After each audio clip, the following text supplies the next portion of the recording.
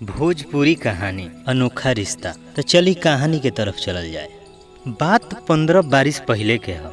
ऐसे दिन तारीख ठीक से नहीं याद। महीना जनवरी फरवरी के रहे। जाड़ हाड़ में समाये वाला पड़त रहे।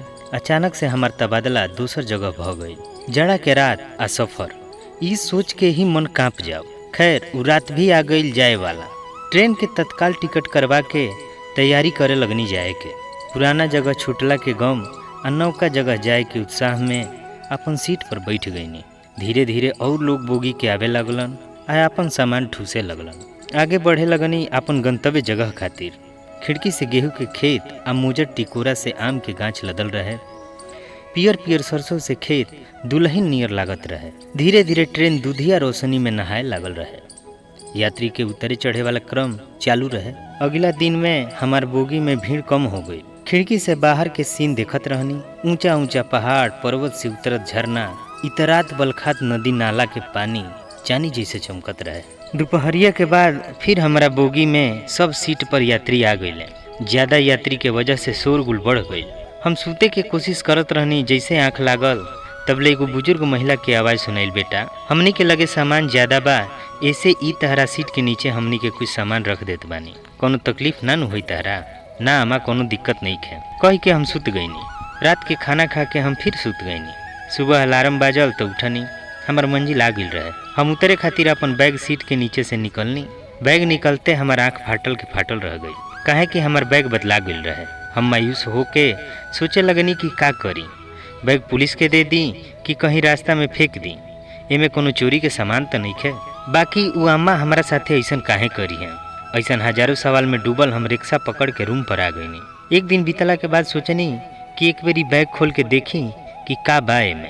बैग के ताला तोड़ के खोलनी। ई बेर फिर हमारा आँख फाटल के फाटल रह गई। बैग के भीतर सोना चांदी के गहना आ कीमती साड़ी कपड़ा रहे। मन खुश हो गई। कबो मन करे कि पुलिस के खबर कर दी, कबो मन करे कि बेटा रख ले, हरिश्चंद्र बनला के काम नहीं है। ई उधेड़ बुन आ घबराहट से हमार पसीना छूटे लगल।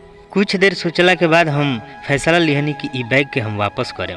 बाकी कैसे करबो बेटा, तारा लगे तो कोनो पता बा ना। ई फिर हमारा शैतानी मन के जवाब रहे। हनुमान जी के मंदिर लगे रह गईनी आ गुहार लगैनी कि हमरा के ई बोझ से मुक्ति दिलाई। हम रूम पर वापस आ गईनी। बैग के सब सामान के तलाशी लेवे लगनी। बहुत देर के बाद साड़ी में एगो छोट पर्ची मिलल, जौना पर दुकान के टेलीफोन नंबर लिखल रहे। बहुत मुश्किल से वो नंबर से बात भइल तो पता चलल कि कोनो शर्मा जी के बारे में, जौन हमारा शहर में 200 किलोमीटर के दूरी पर रहलन। हम बैग लेके चल दिहनी। आधा अधूरा जानकारी लिहले। रात में पहुँचनी वो पता के नज़दीकी स्टेशन पर। कैसहूँ रात गुजार के बस पकड़ के सुबह वो पता के आसपास पहुँचनी। बहुत मुश्किल होते रहे खोजे में। लगभग दोपहरिया हो गई बिना खैले पियले। पास के एगो चाय के दुकान पर चाय पियत रहनी तो वहाँ कुछ लोग बात करत रहे कि शर्मा जी के कोनो चोर ट्रेन में बैग चोरी कर लेहलस, जौना के चलते शर्मा जी के हालत बहुत खराब बा। हम पास में जाके पूछनी तब मालूम चलो शर्मा जी के घर पर सबके उदास रहे। वो अम्मा शर्मा जी के चरपाई के लगे बैठ के रोवत रहली। हम अम्मा से पूछनी कि अम्मा हमरा के पहचानत बाड़ू? अम्मा, वो ट्रेन में तू ही रहल उहे नु? इतना सुनते आसपास के कुछ नौजवान हमरा के चोर समझ के अधमरा कर देहलस लोग। बहुत मुश्किल से अपन जान बचौनी आ शर्मा जी से अपन सब बात बतौनी कि हम उ बैग के वापस करे आइल बानी। रउआ अपन सामान मिला ली कि सब बा कि ना। इतना सुनते शर्मा जी खटिया से उठ के बैठ गई। अम्मा आ शर्मा जी के सामने बैग खुलल तो सबकर खुशी के ठिकाना ना रहे। अम्मा शर्मा जी आशीर्वाद देते रहे लोग, बाकी नौजवान लोग माफी मांगत रहे अपना करनी पर। हमार दर्द से हालत खराब होते रहे। बाकी वो परिवार की खुशी के आगे हम दर्द के भुला गए। कुछ देर रुकला के बाद हम अपन बैग लेके वापस जाए के आज्ञा मांगनी तो कुछ बुजुर्ग लोग राय दिहलस कि ई लड़का के कुछ रुपया इनाम में दे दिहल जाओ ताकि ओकर ट्रेन के किराया हो जाओ। शर्मा जी आ अम्मा दोनों लोग आइल लोग आ विनती कैल लोग रुके के आ पैसा ले लेवे के। हम गहना आ कपड़ा के बारे में पूछनी तो पता चलल कि शर्मा जी के बेटी के 2 दिन के बाद शादी बा। हम कहनी कि अम्मा हम एक ही शर्त पर रुके, हम इनाम वो बेटी के हाथ से लेम जेकर शादी होखे वाला बा। हम एक बेर वो लड़की से मिले के चाहत बानी। बड़ी मुश्किल से हमारा सामने एगो पियर हरदी लागल गुड़िया जैसन लड़की आई।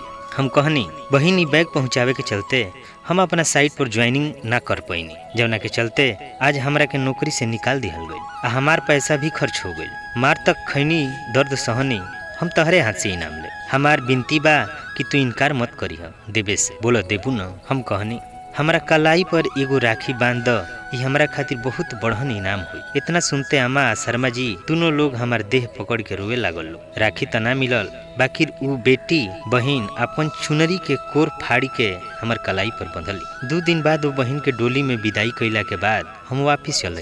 नौकरी छुटला से करोड़ गुना खुशी बहिन मिलला के रहे। अब्बा तो मिलत तनी अगला कहानी में, तब तक के लिए प्रणाम।